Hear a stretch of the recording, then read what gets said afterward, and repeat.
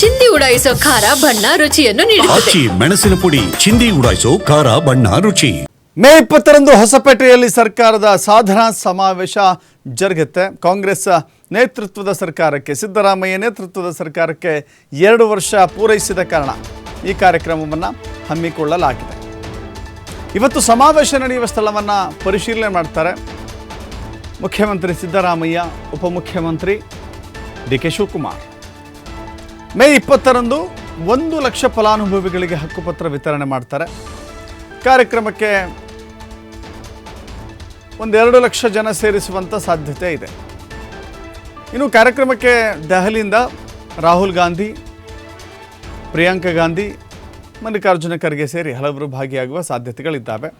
ಈಗಾಗಲೇ ಬೃಹತ್ ಸಮಾವೇಶವನ್ನು ನಡೆಸಲಿಕ್ಕೆ ವೇದಿಕೆಯನ್ನು ಸಜ್ಜುಗೊಳಿಸಲಾಗಿದೆ.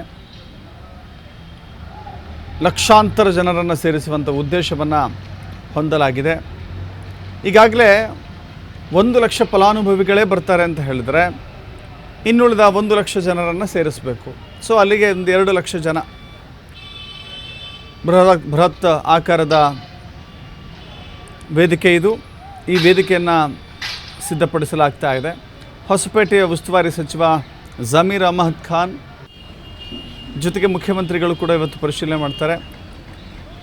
ಜಾಗದ ಪರಿಶೀಲನೆಯನ್ನು ನಡೆಸೋರಿದ್ದಾರೆ. 20ನೇ ತಾರೀಕು 2 ವರ್ಷದ ಸಾಧನಾ ಸಮಾವೇಶಕ್ಕೆ ನಡೀತಾ ಇರುವಂಥ ಸಿದ್ಧತೆಗಳಿವೆಲ್ಲವು.